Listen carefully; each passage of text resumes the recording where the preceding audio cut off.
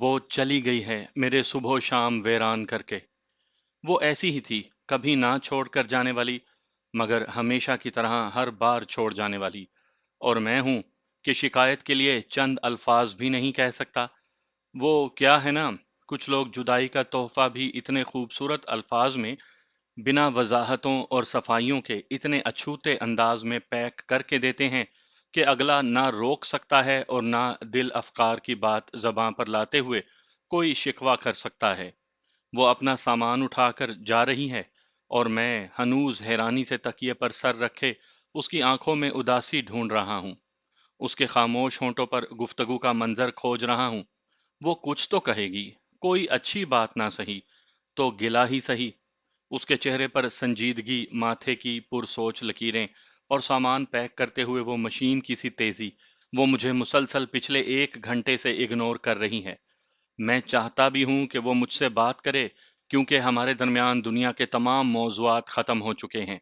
اس کے نزدیک میں ایک دھوکے باز، مکار اور فریبی انسان ہوں۔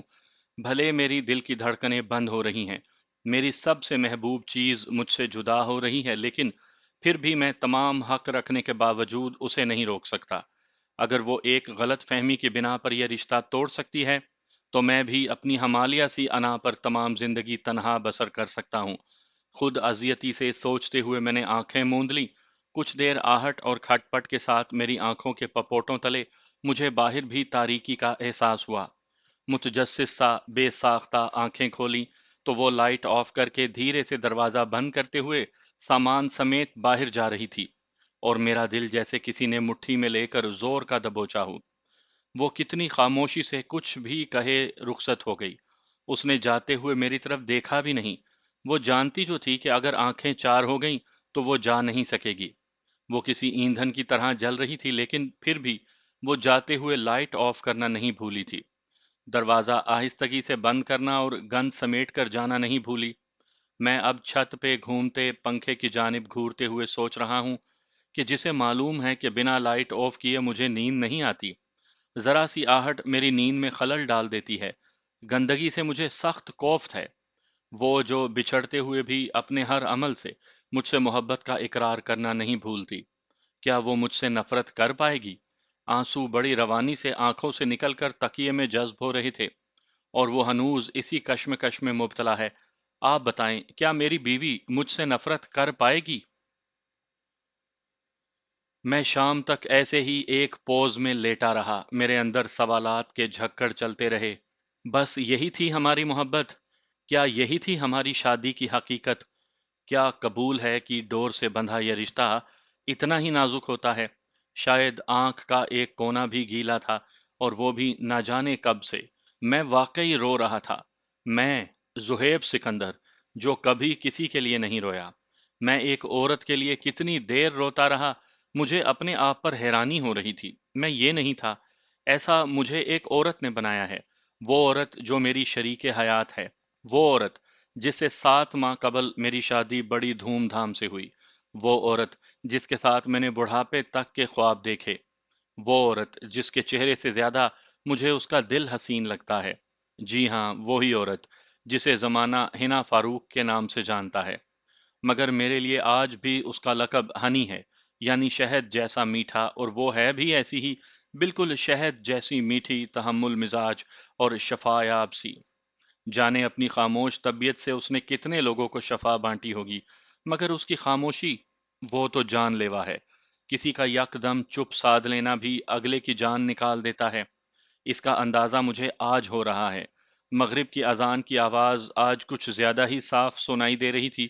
شاید یہ میرے اندر کا سناٹا ہے، یا پھر گھر جب قبرستان سے لگنے لگیں تو باہر کی آوازیں سماعت کا گھیرا تنگ کرتی یوں ہی اندر چلی آتی ہیں۔ اٹھ کر نماز پڑھ لو، ضمیر نے ملامت کی۔ آج نماز کی کیا ضرورت ہے؟ آج تو سوگ کا دن ہے، اور سوگ منانے والوں کو ہوش کہاں ہوا کرتا ہے۔ اندر کے شیطان نے بڑے زہریلے انداز میں ہمدردی جتائی، مگر وہ کامیاب نہیں ہو سکا۔ شاید میری روح نیک ہے، اور نیک روحیں اکثر جیت جایا کرتی ہیں۔ میں نے نڈھال سا ہو کر بستر چھوڑا اور چپل پہن کر واش روم میں چلا گیا۔ انرجی سیور آن کیا تو سامنے اس کا تولیہ لٹکا ہوا تھا۔ وہ گیلے بال لہراتی ہوئی میرے سامنے کھڑی ہو گئی۔ کیا آپ میرے بال ڈرائی کر دیں گے؟ اس نے بڑی شرارت سے میرے چہرے پر بال جھٹک کر پوچھا تھا۔ میرے چہرے پر پانی کی وہ چند بوندیں میرے حواس اڑا گئیں۔ کیوں نہیں؟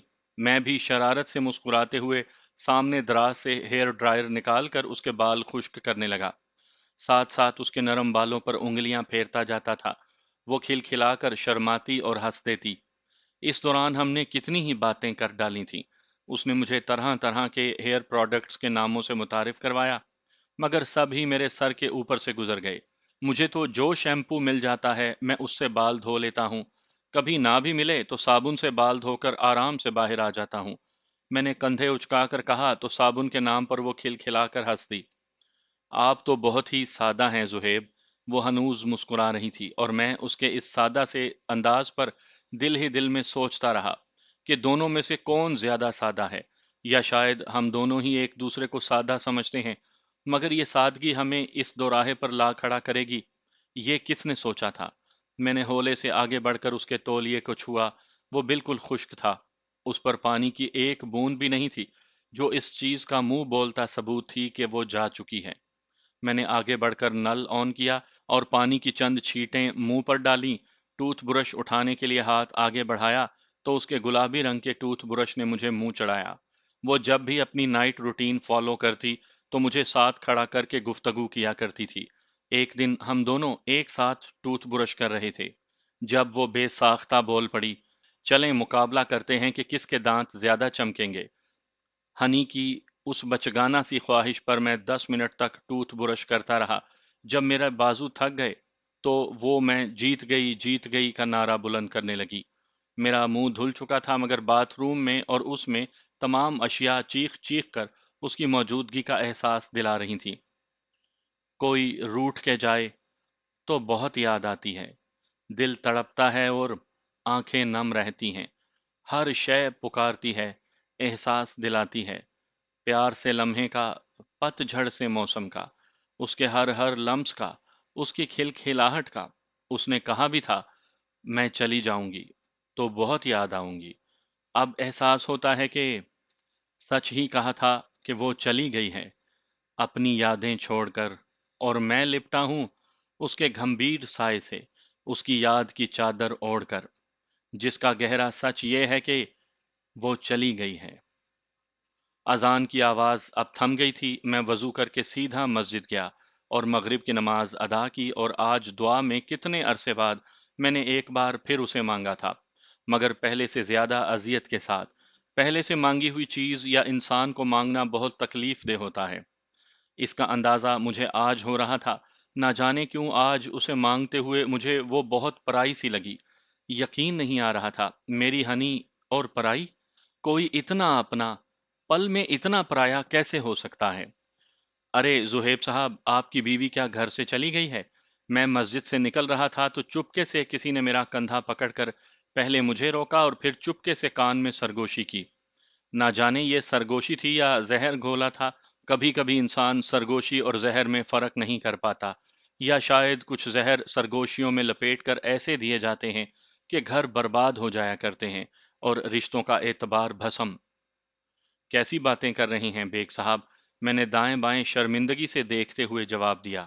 میری بیوی بتا رہی تھی کہ اس نے خود آپ کی بیگم کو بیگ ہاتھ میں اٹھائے گھر سے باہر جاتے دیکھا ہے۔ وہ بڑے رسوخ سے کہہ رہے تھے اور میں دیکھتا رہ گیا کہ یہ عورتیں کتنی جلدی بات ادھر سے ادھر پھیلا دیتی ہیں، خدا کی پناہ۔ جی ہاں، بیگم کچھ دن میکے رہنے گئی ہے، میں نے بڑے تحمل سے جواب دیا تھا۔ اچھا ہے، آپ بھی کچھ دن آزادی سے آرام کریں۔ وہ شرارت سے کہتے میرا کندھا زور کا جھنجھوڑ کر مسجد سے باہر نکل گئے، اور میں سوچتا رہ گیا کہ مسجد میں آ کر بھی کچھ لوگوں کے اندر کا شر نہیں جاتا، اور کان کے کچے لوگ ایسے ہی ان لوگوں کی باتوں میں آ جاتے ہیں جیسے ہنی آ گئی ہے کسی کی باتوں میں۔ اف، جب جب مجھے وہ لمحہ یاد آتا ہے تکلیف بڑھ جاتی ہے، دل دکھتا ہے اور آنکھیں گیلی ہو جاتی ہیں، مگر یقین ابھی بھی نہیں ہو پا رہا۔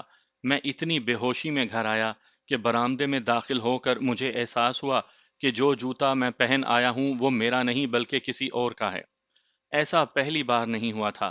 مغرب کی نماز پر اکثر ہی میرا جوتا تبدیل ہو کر چوری ہو جایا کرتا تھا، मगर आज उसका भी एहसास घर आने तक नहीं हुआ। आह! ये इंसान का शैतान उसे कहीं भी नहीं छोड़ता, बल्कि मस्जिद में भी उससे चोरी करवा ही लेता है। आज मुझे जूते की परवाह ही नहीं थी।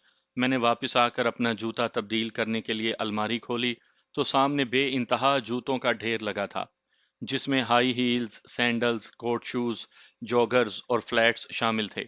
इतने जूते रखकर क्या करोगी हनी? वो जब लाल रंग की हाई हील्स खरीद रही थी, तो यकदम मैंने पूछा। कपड़ों के साथ मैचिंग करूंगी और क्या करूंगी? उसने खिलखिलाते हुए जवाब दिया था। और फिर दुकानदार को वो जूता पैक करवाने का हुक्म दे दिया।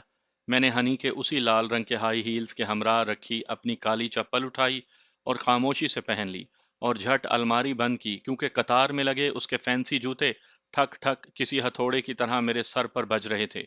वो मस्जिद वाला जूता मैंने शॉपर में डाल कर रख लिया कि कल ऐसे ही वापस मस्जिद रखाऊंगा।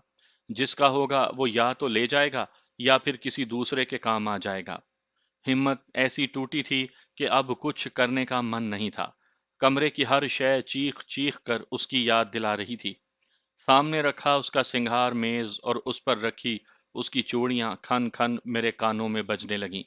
सबज, हरी, नीली, पीली, सब रंग उसने जमा कर रखे थे। हनी, क्या तुम्हें चूड़ियां बहुत पसंद हैं?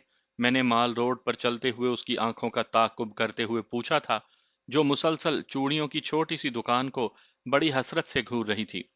ये माल रोड पर चूड़ियों का एक छोटा सा स्टॉल था, जिसके इर्द गिर्द खवातीन और बच्चियों की बेइंतहा रौनक थी। हाँ, बहुत ज्यादा। मुझे उसकी छन छन बहुत अच्छी लगती है, किसी साज की तरह बजती और दिल पर उतरती। वो शायद अपने ही खुमार में बोल रही थी। मैंने नजरें झुकाकर उसकी खाली कलाई को देखा, तो दिल निदामत महसूस करने लगा कि हनी को चूड़ियां इतनी पसंद हैं और इसके बावजूद उसके हाथ खाली हैं। चुनाचे मैं चुपके से माल रोड के हजूम से होता हुआ 2 कदम पीछे गया और पिछले स्टॉल से चूड़ियों के 4 सेट उठा लाया। ये शादी के बाद मेरा उसे पहला तोहफा था, और यहाँ उसकी खुशी दीदनी थी। वो कांच की उन सादा सी चूड़ियों को देखकर यूं मुस्कुराई थी जैसे ये हीरे जवाहरात हों। उसी वक्त मुझे अपने एक ऑफिस कोलीग का वो किस्सा याद आ गया, जब उसने अपनी मेहनत की कमाई के पैसे जोड़कर बड़ी मुश्किल से अपनी बीवी के लिए सोने की एक अंगूठी खरीदी थी, जिसे देखते ही उसकी बीवी ने मुंह बसोर लिया कि बस इतनी सी अंगूठी। मगर वो दोस्त ही जानता था कि इतनी सी अंगूठी लेने के लिए उसे कितना सारा सब्र और हौसला करना पड़ा था। उस दिन मुझे तहे दिल से एहसास हुआ था कि बहुत कम बीवियां शुक्रगुजार होती हैं, जो रिश्तों को चीज़ों और शोहर की जेब से नहीं तोलती, बल्कि मोहब्बत और ख्याल से तोलती हैं, जिसका दुनिया में कोई मोल नहीं।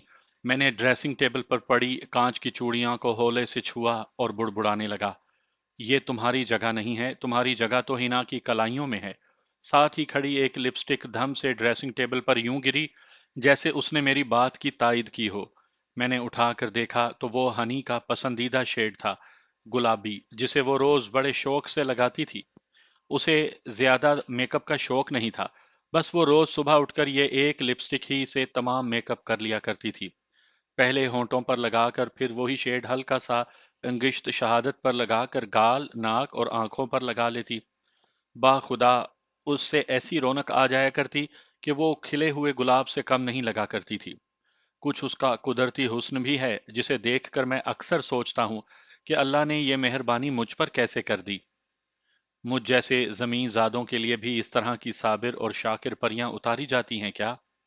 मैंने लिपस्टिक को बड़े मौदबाना अंदाज में उठाकर वापस अपनी जगह पर खड़ा किया कि महबूब की हर शय की हिफाजत करना मोहिब पर फर्ज होता है। ना जाने इस पल मुझे कमरे से कोफ्त क्यों होने लगी थी। शायद हर चीज उसकी यादों के गीत गाने लगी थी। वो मुझे कभी यूं छोड़कर गई भी तो नहीं थी। अब सोच रहा हूं कि इंसानों को चीजों की आदत हो जाया करती है। वो तो फिर इंसान है, जीती जागती, सांस लेती, मेरी जिंदगी भर की साथी, मेरी मोहब्बत और शायद मेरा सब कुछ। ये सब कुछ का एहसास मुझे एक एक चीज दिला रही थी, क्योंकि घर में सब कुछ था माँ सिवाय उसके। यकदम मेरा हलक खुश्क हुआ तो मैं उठकर किचन की जाने बढ़ा। फ्रिज खोलकर घटाघट पानी की ठंडी बोतल मुंह से लगा ली। अभी मैं बोतल फ्रिज में वापस रखने ही वाला था कि यकदम मेरी निगाह फ्रिज में रखे सामने प्लास्टिक के डब्बों की जाने परवास की। मैं एक एक डब्बा खोलता गया और वो एक एक डब्बा میری آنکھ کا کونا بھگوتا گیا۔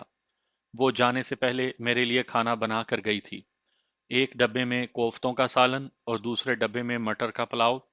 مجھے یاد آیا کہ ناراض ہو کر جب وہ کمرے سے باہر گئی تھی تو کتنی دیر کچن میں بزی رہی، مگر میرے وہم و گمان میں بھی نہیں تھا کہ وہ رات کا کھانا بنا رہی ہوگی۔ کیا وہ واپس آ جائے گی؟ پہلے ڈبے کو واپس فریج میں رکھتے ہوئے میں نے متفکر سوچا، یا وہ آخری بار میرا خیال کر رہی ہے اور خاموشی سے بنا فساد کے سب ختم کر دینا چاہتی ہے، محبت سے، احساس سے۔ دوسرا ڈبہ رکھتے ہوئے ذہن پھر سے ایک اور سوال کرنے لگا۔ دونوں سوالات کی نوعیت مختلف تھی اور جذبات و احساس بھی۔ اب بھوک کسے لگنی تھی اور نیند کسے آنی تھی؟ میں فریج بند کر کے خاموشی سے باہر نکل گیا کہ شاید ٹیرس کی ٹھنڈی ہوا میرے اندر کے حبس کا کچھ افاقہ کر سکے۔ اسی دوران امی کی کال آ گئی، نہ اٹھاتا تو وہ پریشان ہو جاتی۔ ہنی کا پوچھنے پر میں نے اس کے جلد سونے کا بہانہ بنا دیا اور پھر میں فون سائلنٹ پر کر کے سامنے روڈ پر بھاگتی ٹریفک کو تکنے لگا تھا۔ کسی کے جانے سے کسی کی زندگی رک جائے گی، مگر یہ ٹریفک کبھی نہیں رکتی۔ سب کی زندگی چاہے جتنی مرضی رکی ہوئی ہو، مگر پھر بھی سب کو کہیں نہ کہیں جانا ہے۔ کہاں جائیں گے سب؟ کہاں سے آئے ہیں سب؟ کب تھمے گا یہ سفر؟ رک کر بھی رکتا کیوں نہیں یہ سفر؟ میرا ذہن بہت شور مچانے لگا تھا، بے تکے سوالات کر رہا تھا۔ کیا عورت کے یوں چلے جانے سے ایک مرد پر اتنا فرق پڑتا ہے؟ میں نے جیب میں رکھا اپنا موبائل فون ایک بار پھر نکالا اور ہنی کا نمبر کھول کر چیک کیا۔ نہ کوئی کال، نہ میسج، واٹس ایپ کا لاسٹ سین بھی شو نہیں ہو رہا تھا۔ فیملی گروپس میں بھی اس کی کوئی شمولیت نہیں تھی۔ ایک بات کہوں زہیب، ہنی کی سنجیدہ سی آواز بڑی مایوسی سے موبائل بند کرنے پر میرے کان میں گونجی۔ جب کبھی ہمارے بیچ جھگڑا ہوگا تو ہم کیا کریں گے؟ وہ بڑی معصومیت سے پوچھ رہی تھی۔ یہ شادی کے بالکل شروع کے دن تھے، جب ہم دونوں ایک دوسرے سے معصومانہ سوالات کیا کرتے تھے۔ شاید ہر نو بیاہتا جوڑا کرتا ہوگا۔ ظاہر ہے ہم صلح کرنے کی کوشش کریں گے، میں نے نیم مسکراتے ہوئے جواب دیا تھا۔ لیکن وہ صلح ہوگی کیسے؟ اسے شاید تسلی نہیں ہوئی تھی۔ ایک دوسرے سے بات کر کے، میں نے کچھ دیر سوچنے کے بعد پرسوچ انداز میں جواب دیا تو اس نے اسبات میں سر ہلا دیا۔ مگر اس سے بھی قبل ہم اپنی کوئی بھی بات، کوئی بھی جھگڑا، کوئی بھی غلط فہمی اپنے کمرے کی چار دیواری سے باہر نہیں نکالیں گے، چاہے کچھ بھی ہو جائے۔ معاملہ چاہے جتنا بھی سنگین ہو، ہم ایک دوسرے کا اور اپنے رشتے کا احترام کریں گے، کیونکہ آخر میں میاں بیوی میں صلح ہو جاتی ہے۔ وہ سب کچھ بھلا کر ایک ہو ہی جاتے ہیں، مگر اس سے والدین اور گھر والوں کے دل میں جو میل آ جاتا ہے وہ کبھی نہیں دھلتا۔ اسے صاف کرنا بہت مشکل ہوتا ہے۔ میں نے جیسے کوئی نصیحت کی تھی اور اپنی ہی کی گئی نصیحت مجھے نہ جانے کہاں سے یاد آ گئی۔ پتہ نہیں اس نے یاد رکھی بھی ہوگی یا نہیں، کہیں گھر جا کر سب کو بتا نہ دیا ہو۔ میں کافی دیر ٹیرس پر کھڑا اس بے ہنگم سی ٹریفک کو دیکھتا رہا، یوں ہی چکر کاٹتا رہا، پھر سر چکرا گیا تو واپس اندر پلٹ آیا۔ مٹر پلاؤ گرم کیا اور اس سناٹے میں کھانے لگا جس کی ایک ایک در و دیوار ہانی نے اپنے ہاتھوں سے سجائی تھی۔ اسے گھر سجانے کا بہت شوق تھا۔ وہ ہر کمرے کی کلر تھیم سوچ کر اس کے مطابق اسے سجایا کرتی تھی۔ میں اداسی سے ٹی وی لاؤنج کو دیکھنے لگا۔ یہ سرمئی رنگ کا لاؤنج بڑا سوبر سا احساس دے رہا تھا۔ ہنی، تم رنگوں کی زبان سمجھتی ہو کیا؟ وہ جب رنگو روغن والا کارڈ پکڑے ہرے رنگ پر نفی میں سر ہلا دیتی تو میں نے یوں ہی ازراہ مذاق کہہ دیا، ہاں، میں ہر رنگ اس کا مزاج اور مزاج پر اس کا اثر خوب سمجھتی ہوں۔ اس نے نخوت سے گردن اٹھا کر جواب دیا۔ ہم جب سعودیہ میں تھے تو بابا ایک لمبے عرصے تک رنگ و روغن کیا کرتے تھے۔ یہ نیلے، پیلے، کالے اور سفید نشان میں نے بابا کے جسم پر بچپن سے دیکھے ہیں، اور ان کے ہر بار لوٹ کے آنے پر میں بڑی معصومیت سے پوچھا کرتی تھی، بابا یہ رنگ کبھی مٹتے کیوں نہیں ہیں؟ اور وہ ہر بار جواب دیتے، کچھ رنگ مٹنے کے لیے نہیں ہوتے، وہ بھوک مٹانے کے لیے ہوتے ہیں۔ جن رنگوں نے ایک لمبا عرصہ میری اور میرے گھر والوں کی بھوک مٹائی ہو، ان کو مجھ سے زیادہ کون سمجھ سکتا ہے؟ کھانا کھاتے، دیواریں تاکتے، مجھے کیا کچھ یاد نہیں آ گیا تھا۔ ہنی نے اس گھر کا ایک بڑا حصہ خود اپنے ہاتھ سے پینٹ کیا تھا۔ وہ آرٹسٹ ہے، بچپن سے پینٹ والے ہاتھ پاؤں دیکھ کر اسے رنگوں کی اتنی سمجھ آئی کہ بی ایس کے دوران بھی اس نے آرٹس کے مضمون رکھے۔ اور فائن آرٹس پڑھ کر وہ آرٹسٹ بن گئی۔ ایک معمولی سے رنگ و روغن کرنے والے انسان نے اپنی بیٹی پر کتنی محنت کی تھی، اور اس بیٹی پر میرا دل بھی فدا ہوا تھا۔ جب یونیورسٹی کے ایک نمائش فنون پر میں نے اس کا کام دیکھا تھا، اس کے ہاتھ کی صفائی اور خوبصورت رنگوں کا امتزاج میرا دل لے گیا تھا۔ میں کافی دیر اس کے کام کے بارے میں سوچتا رہا، اور پھر اگلے دن میں اس کے آرٹ اسٹال پر واپس گیا تھا، پرفیوم اور جیل لگا کر۔ میرے دوست دور کھڑے ہنسی دبائے میرا مذاق اڑانے لگے تھے، اور ان کی سرگوشیاں برابر جاری تھیں۔ میں جانتا ہوں وہ میرا مذاق اڑا رہے تھے، مگر مذاق بننے کی پرواہ کسے تھی؟ سنیے، مجھے یہ دو تصاویر چاہیے۔ سامنے رکھے دو پکچر فریمز کی جانب اشارہ کرتے ہوئے میں بڑی سنجیدگی سے بولا۔ ہنی نے دونوں پکچر فریمز اٹھا کر پیک کیے اور میری جانب بڑھا دیے۔ گھر آ کر دونوں پکچر فریمز میں نے اپنے بیڈ کے سامنے والی وال پر ہینگ کر دیے، اور کافی دیر میں اس پر لکھے اشعار پڑھتا رہا۔ رنگ ہیں خوابوں کی بنت میں چھپے، دھوپ میں سنہرے چاندنی میں لپٹے، کبھی خوشی کے گلاب کھلاتے، کبھی غم کے سائے دکھا جاتے، نیلا سا آسماں امید جگائے، سبز چمن دل کو سکون دلائے، رنگ ہی زندگی کا پیغام ہے، محبت و امید کے انعام ہیں۔ کیا یہ اس نے خود لکھا ہوگا؟ کیا وہ رنگوں کی طرح لفظوں کی بھی بازیگر ہے؟ مجھے یاد ہے میں ساری رات اس انجان لڑکی کے بارے میں سوچتا رہا تھا جسے رنگوں سے کھیلنے کا فن آتا ہے، مگر میں یہ نہیں جانتا تھا کہ وہ دلوں میں اترنے کا فن بھی جانتی ہے۔ اگلے دن یونی جا کر معلوم ہوا کہ اس کے اسٹال کی سیل سب سے زیادہ ہوئی ہے۔ اتنا ہی نہیں بلکہ ایک نامی گرامی آرٹسٹ نے اس کی ایک پینٹنگ بھی خریدی ہے، جو یقیناً نہ صرف اس کے لیے بلکہ پوری یونی کے لیے اعزاز کی بات ہے۔ اسی وجہ سے بیسٹ اسٹال کا ایوارڈ بڑی آسانی سے اس نے اپنے نام کروا لیا تھا۔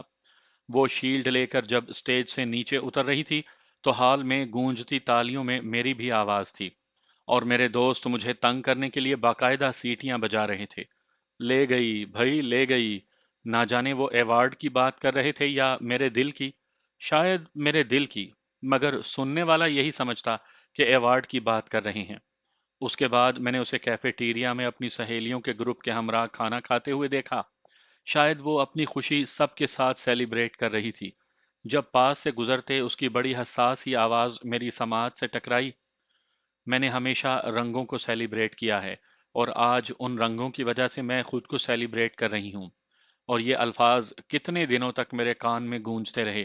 وہ اپنے کام کو لے کر کتنی سنجیدہ لڑکی تھی، جس کی شاید یہ زندگی کی کوئی پہلی کامیابی ہوگی۔ میں اس کے ساتھ والے ٹیبل پر بیٹھ گیا، جہاں اس کی اور اس کی سہیلیوں کی آوازیں صاف سنائی دے رہی تھیں۔ یہ کامیابی میرے بابا کے نام ہے۔ انہوں نے کبھی نہیں سوچا تھا کہ ان کی بیٹی ان کے اس چھوٹے سے پیشے کو اس طرح بڑے کینوس پر لائے گی اور یوں ان کا نام روشن کرے گی۔ اس نے ہولے سے روندھی ہوئی آواز میں کہا۔ ہنر چھوٹی جگہوں سے ہی اٹھتے ہیں ہنا، اس کی ایک دوست اسے تسلی دیتے ہوئے کہنے لگی، اور کبھی کبھی یہ چھوٹے گھروں میں ہی دفن ہو جاتے ہیں۔ ہنا نے ٹھنڈی آہ بھری۔ ہاں، میری بھی ایک کزن کو اداکاری کا بہت شوق تھا۔ وہ اداکاری بھی کمال کرتی تھی، مگر اس کے ابا نے منع کر دیا کہ یہ کوئی عزت والا کام نہیں ہے۔ ساتھ بیٹھی اس کی ایک سہیلی بتانے لگی، یہ گفتگو نہ جانے کتنی طویل ہوتی، مگر مجھے میرے دوست وہاں سے اٹھا کر لے آئے تھے اور گھر تک میرا مذاق اڑاتے رہے تھے۔ تو کبھی کسی لڑکی کے پیچھے نہیں گیا زہیب، کیا تو سنجیدہ ہے؟ میں تو کہتا ہوں اسے جانے دے، عام سے گھر کی لڑکی ہے، تیرے گھر والے نہیں مانیں گے۔ دوسرا دوست بھی میرا دل متنفر کرنے کے در پہ تھا، مگر میں کیا چاہتا تھا اس کا علم مجھے نہیں ہو پا رہا تھا۔ میں عجب کشمکش کا شکار تھا۔ بہرحال میں نے فیصلہ کیا کہ میں اپنی یونی کی پوری ڈگری مکمل ہونے تک اس کے پیچھے نہیں جاؤں گا، نہ ہی کسی قسم کا تجسس رکھوں گا۔ دن گزرتے گئے اور میں اپنی پڑھائی میں یوں بزی ہوا کہ فالتو کاموں کے لیے وقت ہی نہ ملا۔ میرے دوست میرے 4 دن کی دل لگی سمجھ کر اس قصے کو ہنسی میں اڑا کر بھول گئے، مگر میں اس لڑکی کو دل میں دبائے تیز رفتار زندگی کے ساتھ چلتا رہا۔ وہ میری زندگی سے چلی گئی تھی، اور میں اس کی زندگی میں آئے بنا ہی اوجل ہو گیا تھا، مگر جب بھی دیوار پر لگی ان تصاویر کو دیکھتا تو دبے پاؤں اس کی یاد دل کے نہا خانوں سے امڑ آتی۔ کچھ دیر ہم ساتھ بیٹھتے، چائے پیتے اور پھر ایک دوسرے کو یوں خیر آباد کہہ دیتے جیسے کبھی ملے ہی نہیں تھے۔ تم یاد آئے، ہم مسکرائے، کچھ غم کھائے، تیری یاد سلگائے، ہم نے دیے جلائے اور الاؤ دہکائے۔ کبھی کبھی کوئی خبر یوں ہی ہاتھ لگ جایا کرتی ہے اور پھر وہ خبر قسمت بدل ڈالتی ہے۔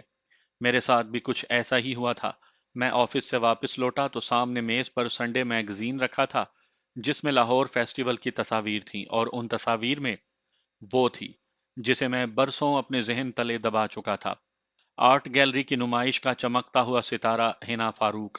اس کی کامیابی کے قصے پڑھ کر میں کھل اٹھا اور دل کو تسلی ہوئی کہ اس نے اڑنا نہیں چھوڑا تھا۔ وہ تب بھی آسمان چھونا جانتی تھی اور اب بھی۔ اسے اپنی جگہ بنانے کا فن آتا تھا۔ وہ فنکار تھی اور رنگوں کو مناسب رنگ دینا اس کے دائیں ہاتھ کا کھیل تھا۔ مجھے خوشی ہوئی کہ اس نے اپنی زندگی میں بھی درست سمت میں کمال رنگ بھر دیے ہیں۔ میں نے میگزین سائڈ پر دھرا اور کھل کھلا کر ہنسنے لگا۔ اس کی یاد کا رنگ مجھ پر اتنا گہرا چڑھا تھا کہ ہنوز نہیں اترا تھا۔ وہ برسوں پہلے اپنا ایک رنگ مجھ میں بھی چھوڑ گئی تھی، اپنی یاد کا رنگ۔ اسی پل لب مسکرائے اور دل نے دل کھول کر اسے داد دی۔ ایک بہت بڑی آرٹ گیلری میں اس کی تصاویر کی نمائش کی گئی تھی۔ بیرون ممالک سے بھی کئی معزز مہمان اس تقریب کا حصہ تھے۔ مجھے دیکھ کر خوشی ہوئی کہ بڑے ہی کم وقت میں اس نے اپنا نام بنا لیا تھا۔ اس کے رنگوں نے نہ جانے کتنے ہی دلوں کو چھو ڈالا تھا۔ وہ عام سی لڑکی اب عام سی نہیں رہی تھی، مگر میں نے ایک نظر خود پر ڈالی۔ میں یونی کا مڈل کلاس لڑکا اب بھی ویسا تھا، بس اب گریجویٹ ہو کر ایک اچھی فرم میں جاب کرنے لگ گیا ہوں۔ مجھے یکدم اپنے دوستوں کی بات یاد آ گئی۔ یہ عام سی لڑکی ہے، عام سے گھرانے کی، اسے چھوڑ یار، اس میں کیا رکھا ہے، تجھے تو اور بہت مل جائیں گی۔ میری شرافت نے اس کا پیچھا چھوڑا تھا، مگر دل اسے بھولا نہیں تھا۔ میرا دل کیا کہ کاش ان دوستوں کو اب کوئی جا کر بتائے کہ یہ عام سی لڑکی کیا سے کیا ہو گئی ہے۔ ہر انسان تا حیات عام نہیں رہتا۔ جو انسان عام سے خاص ہونے کا سفر طے کر لیتا ہے، پھر وہ دسترس میں نہیں رہتا۔ کاش کوئی یہ بات میرے دوستوں کو بتائے۔ میں کئی دنوں تک دل کو بہلاتا رہا، مگر دل تھا کہ بہلا ہی نہیں۔ کوئی کسی کے ہاتھ کی چائے کے ذائقے میں آ جاتا ہے اور کوئی کسی کے برش پر بکھرے رنگوں کے ہر زاویے میں۔ میں جو دل ہار چکا تھا، اب اس کا پتہ تلاشنے لگا۔ اس بار پیچھے ہٹنے کی نہیں، بلکہ آگے بڑھنے کی ٹھانی تھی، کیونکہ مشورہ لوگوں سے نہیں، دل سے کیا تھا۔ پہلے تو دل نے کہا کہ پہلے اسے اپروچ کر کے اس کی رضامندی حاصل کروں، مگر پھر عقل نے تھوڑی مداخلت کی۔ نہیں، جب فیصلہ کر لیا تو پھر ہیر پھیر کیسی؟ سیدھا اور آسان راستہ ہی درست ہے۔ یہی وجہ تھی کہ اس بار میں نے خاموشی کا سہارا لیا اور کسی بھی دوست یار سے مشورہ لیے بنا سیدھا اماں ابا کو اس کے ہاں بھیج دیا۔ چند ہی دنوں میں رشتے کے لیے ہاں ہو گئی، کیوں نہ ہوتی؟ ان کی بیٹی تو اپنی قابلیت کی وجہ سے فوراً ہی اماں ابا کے دل میں اتر آئی، اور میں بھی اچھی شکل و صورت کا خوبرو پڑھا لکھا اور صاحب روزگار تھا۔ مزے کی بات یہ ہوئی کہ ہنی کو ذرا برابر بھی یاد نہیں تھا کہ میں اس کے اسٹال پر آیا تھا، یا یہ کہ میں اس کی ہی یونی کا ہوں۔ اگر میں نہ بتاتا تو شاید اسے کبھی علم بھی نہ ہوتا۔ لیکن پھر ہماری بارات والے دن میں نے اسے اپنے روم میں لگے وہ دونوں فریمز دیے۔ وہ ہکا بکا انہیں دیکھ کر رہ گئی۔ کیا واقعی اتنے سالوں سے آپ ان فریمز کے ساتھ مجھے سوچتے رہے ہیں؟ اس کا شوق بجا تھا۔ صرف سوچتا نہیں رہا ہنی، میں ان کے ساتھ سانس لیتا رہا ہوں۔ میں نے دونوں ہونٹ ایک دوسرے میں پیوست کر کے جواب دیا۔ کیا یہ چاہت تھی؟ وہ لباس عروسی میں کھڑی بے حد حسین لگ رہی تھی، اور سب سے بڑھ کر میری لگ رہی تھی۔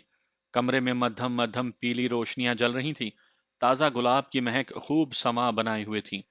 نہیں، یہ عشق ہے میری جان، میں نے ہیرو جیسی ادا سے کہا اور پھر بلند کہا لگائے ہنسنے لگا۔ وہ شوق مجھے دیکھتی رہی۔ اس سے قبل کہ وہ پریشان ہو جاتی، میں نے دونوں کندھوں سے اسے تھام کر ہمارے درمیان کا وہ چند قدم کا فاصلہ بھی کم کر دیا۔ سچے جذبوں کی کبھی ہار نہیں ہوتی ڈیئر ہنی۔ وہ میرے ان الفت بھرے جملوں سے یوں شرمائی جیسے گلاب کی ایک پتی پر شبنم کا ایک قطرہ دھیرج سے آن گرا ہو۔ اگلے ہی پل میں نے اسے اپنی باہوں میں سمیٹ لیا تھا، بڑی الفت و محبت سے۔ پھر اب سچے جذبوں کی ہار کیسے ہو گئی؟ ذہن میں سوال ہتھوڑے مارنے لگا۔ بے ساختہ گھڑی کی طرف نظر گئی تو میں یکدم چونکا۔ رات کے 12 بج چکے تھے۔ میں کتنی دیر تک سوچتا رہا تھا۔ شاید زندگی کے کچھ پنے کھونے کے لیے ہوتے ہیں، کچھ یاد کرنے کے لیے اور کچھ یکسر بھلانے کے لیے۔ مگر میں کون سے پنے میں جی رہا ہوں؟ شاید حال یا پھر ماضی، کچھ کہہ نہیں سکتا، مگر یہ جو بھی لمحہ ہے بہت ہی دردناک اور اذیت ناک ہے۔ آج تک جدائی کبھی کسی کے لیے خوشائن ثابت نہیں ہوئی، جاتے جاتے بھی یہ میٹھا سا درد ضرور دے جاتی ہے۔ پھر مرہم بننے اور زخم بھرنے میں وقت لگتا ہے۔ میں وہیں ٹی وی لاؤنج کے صوفے پر دراز لیٹ گیا۔ روم میں جانے کا من قطن نہیں تھا۔ یہ دیواریں کاٹ رہی تھیں۔ وہ تو پھر ہمارا ماسٹر بیڈ روم تھا۔ ساری رات یہ خوف مجھے اندر سے کھاتا رہا کہ وہ چلی گئی ہے، مگر کیا وہ کبھی واپس آئے گی؟ اس نے تو کہا تھا کہ وہ مجھے کبھی چھوڑ کر نہیں جائے گی۔ میں نے صوفے پر بڑے کرب سے کروٹ بدلی تو کچھ یاد آیا۔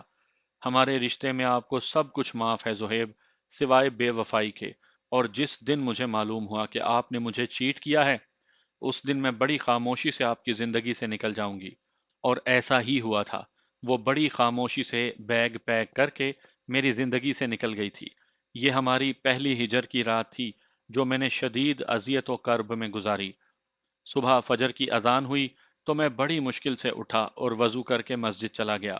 جاتے ہوئے میں وہ جوتا بھی شاپر میں ڈال کر ساتھ لے گیا کہ وہاں رکھ دوں گا، جس کا ہوگا وہ خود ہی اٹھا لے جائے گا۔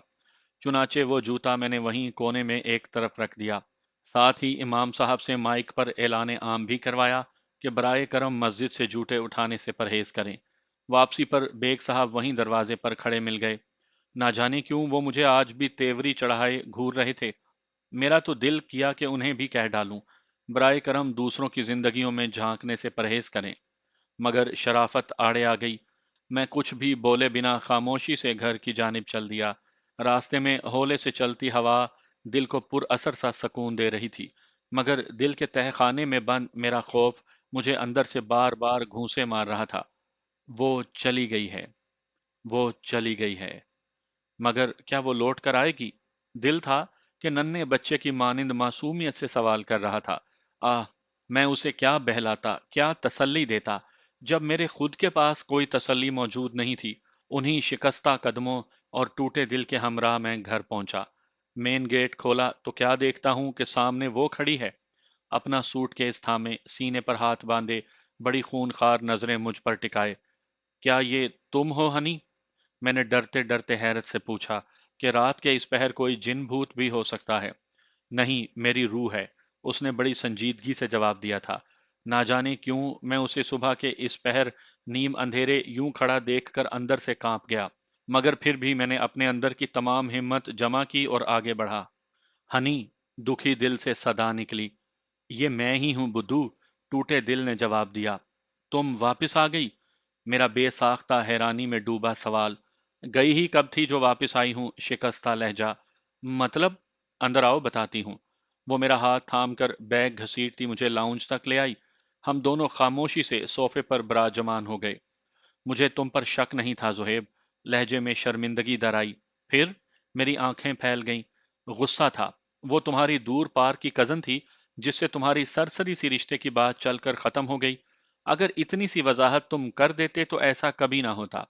اس کی آنکھوں میں نمی اتر آئی تھی۔ تم جانتی ہو ہنی کہ میں زیادہ وضاحتیں نہیں کرتا، مگر کبھی کبھی وضاحتیں ضروری ہوتی ہیں۔ یہ رشتہ احساس اور بات چیت کا ہوتا ہے، اور اگر اسے ہی ہم گونگا بہرا کر دیں تو خاموشی چپکے سے رشتہ نگل لیتی ہے۔ وہ کتنی سنجیدگی سے کہتی چلی گئی۔ مجھے لگا تمہیں مجھ پر یقین ہے۔ میں نے ٹھنڈی آہ بھر کر معذرت کی۔ یقین کے ساتھ عورت کو لفظ چاہیے ہوتے ہیں، یقین کے، تسلی کے، امید کے، اور یہاں جان کر اس نے لب کاٹے، اور میں نے اس کا لمبا کھینچ کر بولتا اور پکڑا، اور محبت کے۔ وہ شرما کر بولی، تم نہیں تھی تو یہ گھر ویران، سنسان اور بیابان لگ رہا تھا، جس میں ہر جگہ تم ہی تم گونج رہی تھی۔ میرا یقین کرو ہنی، میں یہاں ہو کر بھی کہیں نہیں تھا۔ میں نے اس کا ہاتھ گرم جوشی سے تھام کر بڑی محبت سے دل کھولا۔ میں پچھلی گلی تک ہی گئی تھی۔ اس کا شریر انداز۔ پچھلی گلی؟ میں چونکا۔ ہاں، بیگ صاحب کی بیگم کے پاس بیٹھی رہی۔ ہم نے بہت ساری باتیں کی، ان کی شادی کی ایلبم اور ویڈیو دیکھی۔ وہ جیسے جیسے بولتی گئی، بیگ صاحب کا چہرہ میری آنکھوں کے سامنے واضح ہوتا گیا، ان کا ہر انداز۔ اسی لیے وہ مجھے ابھار رہے تھے تاکہ مجھے تمہاری زیادہ قدر محسوس ہو۔ تو مطلب یہ تم دونوں بیگمات کا پلان تھا؟ میں اچھا خاصا ہل کر رہ گیا۔ جی، क्योंकि अच्छी लड़कियां शोहरों की इज्जत रखती हैं। वो अपना घर नहीं छोड़ा करती, मगर तुम्हारे लिए ये सबक भी जरूरी था। उसका वही शरीर अंदाज, और मैं सर पकड़कर बैठ गया। ये औरतें मर्द को मोहब्बत से कैसे आगे लगा लेती हैं। हम ता देर यूं ही एक दूसरे की बाहों में बाहें डाले बैठे हुए खिलखिलाकर हंसते रहे, यहां तक कि शफ्क फट पड़ी और सुबह हो गई। मगर काफी के 2 मग और हमारी अना खत्म होने वाली गुफ्तगू हनूज जारी थी। तुम लौट के आई हो तो बहार आई है, गुल महके हैं, रंग खिले हैं, दिल मुस्कुराया है, सब कुछ भाया है। मोहब्बत के जुगनुओं ने हाथ लगाया है, सब जगमगाया है, वरना बाकी सब तो माया है, माया है।